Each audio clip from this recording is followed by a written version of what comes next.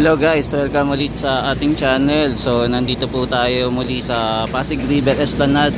Update po ulit tayo mga tropa kids. So samahan nyo po ulit si JR Doria TV. Tigat-tigat muna tayo dito sa Pasig River Esplanade. Nandito tayo malapit po sa MacArthur Bridge. So dito muna tayo magsisimula. So ngayong araw po ay September 29 2025. So dalawang araw na lang, then mag-October na po. Yan, papasok na po yung October. So panibagong pagsubok na naman ang haharapin natin sa buwan ng October. So tara guys, simulan natin pag-update dito sa Pasig River Esplanade po muna.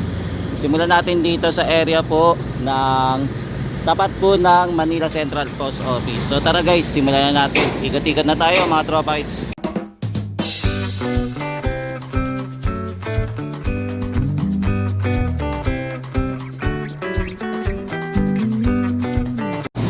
Yan, so ngayong araw ay Lunes na naman. Yan mga tropa kids. So dito muna tayo simula. So, yan, kung mapapansin nyo po, tuloy-tuloy po yung pag-welding nila. Yan, hindi kompleto na po yung yung nasa gitna.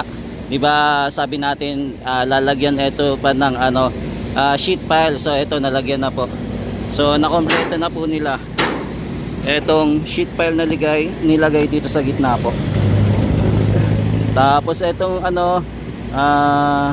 steel plate, ayan, na ipatong na din. So ilang steel plate na, isa, dalawa, tatlo yung nailagay na po mga tropa kids. So ito may mga nagwe-welding pa rin po, may inaayos pa rin po yung ating ilalim ng tulay. Etong tinatawag daw na floating bridge, ayan, inaayos-ayos po nila ngayong araw na to.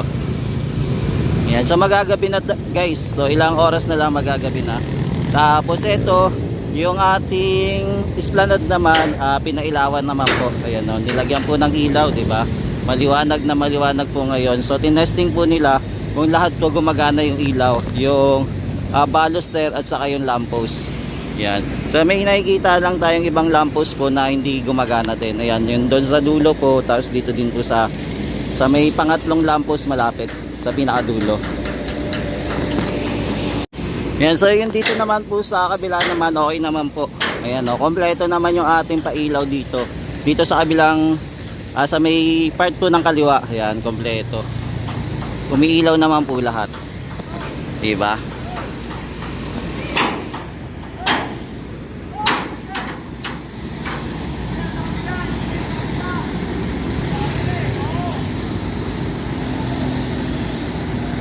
Yan, so continuous pa rin po yung pag-welding dito mga tropa. Yan, so ito po yung itsura ng ating Pasig River Esplanade ngayon. So tara guys, punta naman tayo sa kabila, silip naman tayo at alamin natin kung ano sitwasyon dito sa Pasig River Esplanade.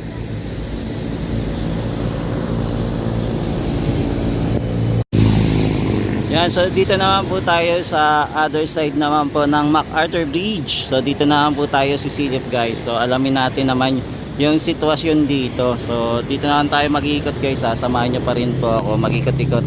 Dito naman sa other side po ng Pasig River Esplanade. So malapit po ito sa area naman po ng LRT1. Tapos ito pa rin po yung MacArthur Bridge.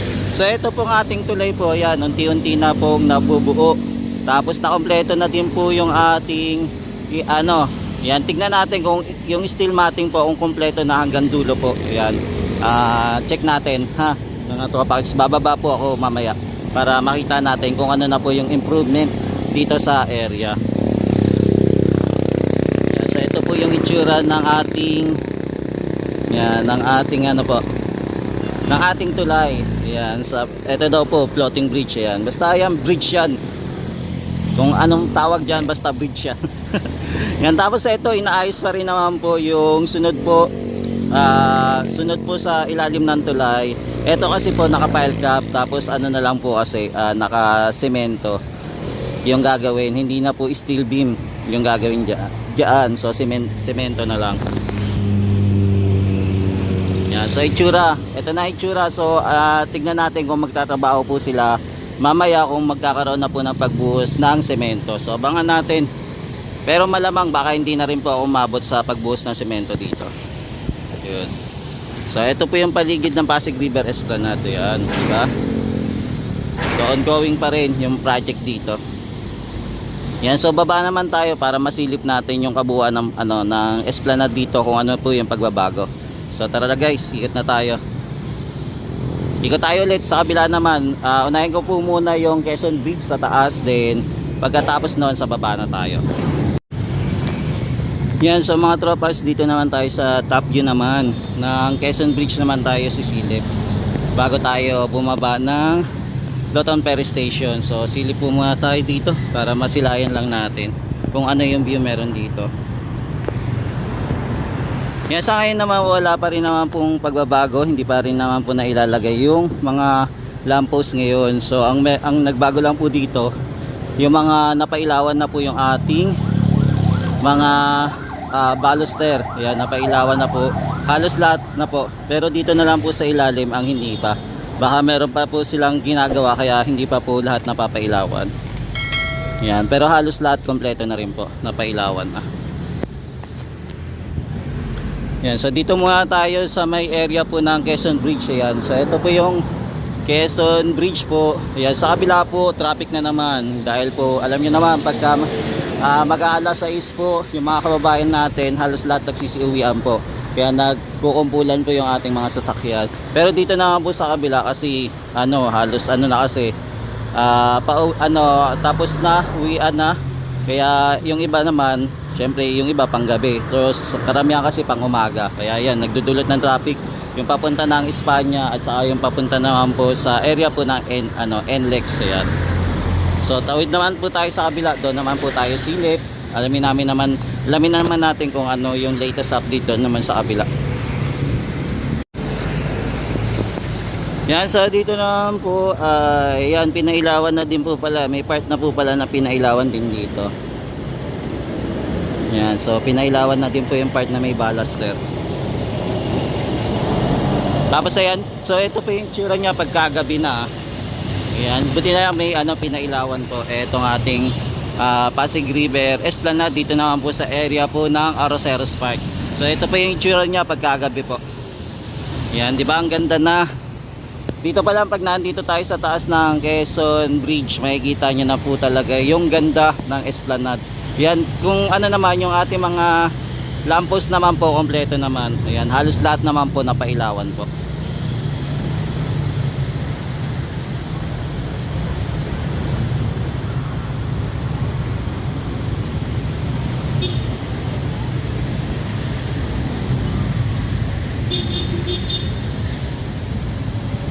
Yan, so ito po naman yung view dito sa paligid ng Ilog Pasig. Ito po yung view. So tara guys, baba na tayo, silip naman po tayo. Sana, ayan, medyo madilim-dilim po yung paligid, hoping hindi magtuloy yung ulan, hindi lumakas, para makapag-vlog tayo na maayos. Yan, dito naman po tayo guys sa ilalim naman ng tulay, sisilip. Yan, silipin muna natin kung ano yung maitsura dito mga guys bago tayo mag-ikot naman sa iba para makita lang natin.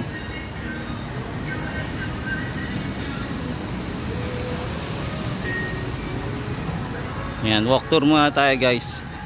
Yan, medyo madilim na rin, dumidilim na yung area dito. Yan, so ito na po yung itsura ng ating Pasig River Esplanade. Malapit na po matapos, konti na lang at matapos na rin yung Esplanade dito sa area. Tapos ayan, nailawan na rin po mga tropa kids. Yan, napailawan na, na-testing na yung ating Pasig River Esplanade dito. Tapos ito din to, malapit na rin po matapos. Ayan, diba, yung hagdanan makakompleto na rin. Yan, tapos na sementohan na din po itong ating mga baluster. Tapos mabubuo na din po yung hagdanan. So ito po yung itsura mga tropa hits. Yan, maganda na, konti na lang at mabubuo na mga tropa. Yan, so ito po yung itsura ng ilalim ng Pasig River Esplanade. Yan, so kompleto na po yung ating yung dito sa kabila, kompleto na po yung pailaw. Yan, ng baluster, okay na. Yan, sana makapag-ikot tayo, sana hindi po mawala ng signal, no. Pag-iikot tayo, mag-live po ulit. Yan, so dito naman po ginagawa pa rin. So meron na po din siyang framing. So aayusin na lang din po to. Yan, so lalagyan din ng, ayan, kompleto na din po yung wiring at saka yung yellow at orange pipe. Yan, kompleto na rin po. Yan, mamaya baba tayo para makita ko to ng maganda. Yan, dito naman tayo lakad. Yan, lakad naman tayo dito. Yan, so eto po. Dito banda hindi pa po napailawan. May inaayos pa ata. Kaya hindi pa napailawan. Pero dito okay na rin. Yan, so dito kompleto na po yung pailaw. Malinaw na. Okay na po dito.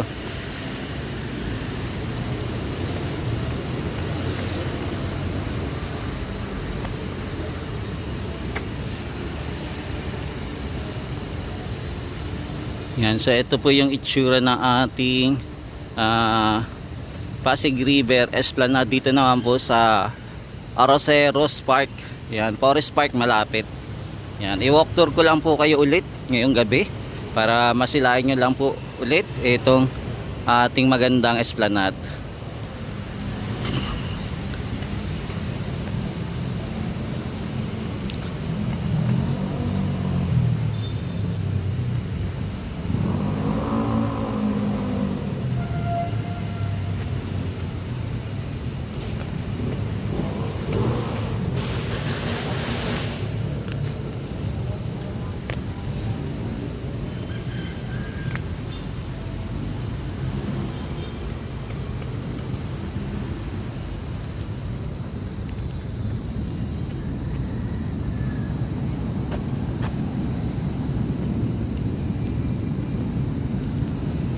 Yan, so lakad-lakad muna tayo mga tropa.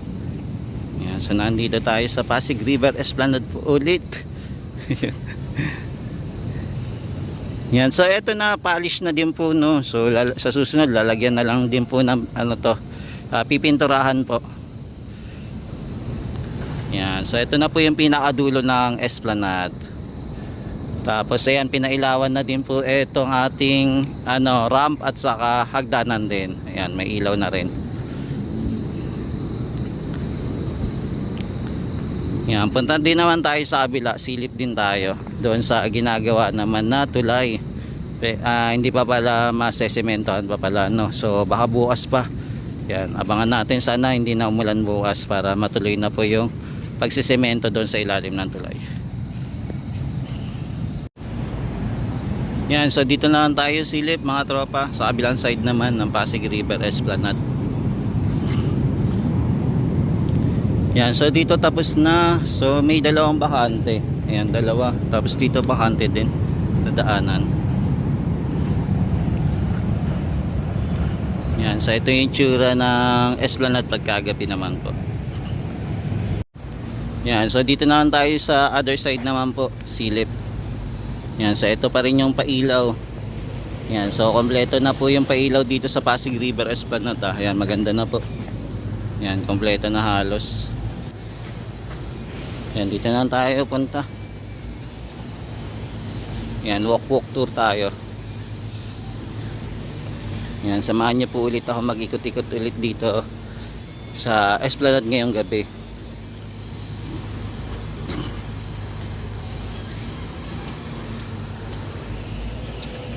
Yan, okay na rin, no. Halos patag na rin dito sa area. 'Di ba? Laki na ng pinagbago.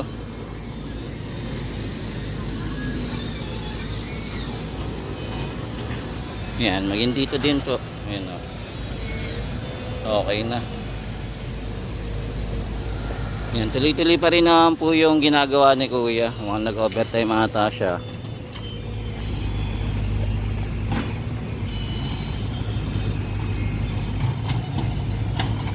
Yan, so naguhukay pa rin yung ating pison daw. Pison ba to? Ay, hindi pala. Yan, so hinuhukay-hukay pa rin po yung lupa. Yan, so dito may bakante pa rin na kailangan hakutin.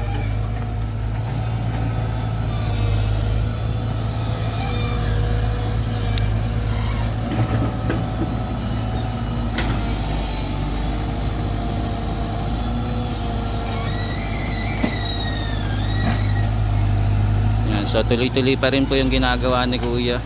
Yan, meron nakaharang lang dito na puno eh. Yan, so lipat-lipat lang po ng lupa. So ito may bakante pa. Yan, lakad naman tayo.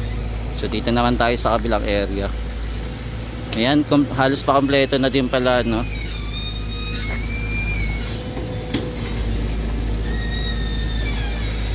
Yan, so nandito na tayo sa dulo. So ito, nalagyan na din po ng steel matting at sa steel deck etong area. Ayan na, nalagyan na po. Sige sir, ingat. Yan, so ngayon hindi po muna makakapagbuhos. Bukas na lang daw po magbubuhos sila ng semento.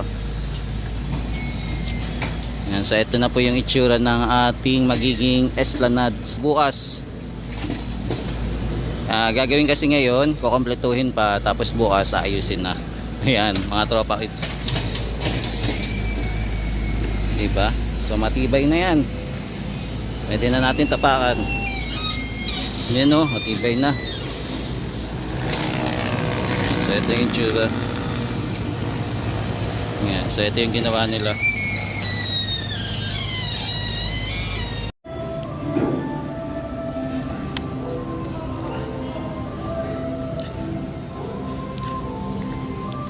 Yan guys, yung hagdanan unti-unti na nabubuo. Yan, kaunti na lang. Yan, so makikita nyo guys, may forma na yung hagdanan natin. Mabubuo na siya. Diba? Gumaganda na yung hagdanan natin dito. Yan, so ito yung itsura nya. Pinapaganda na nila.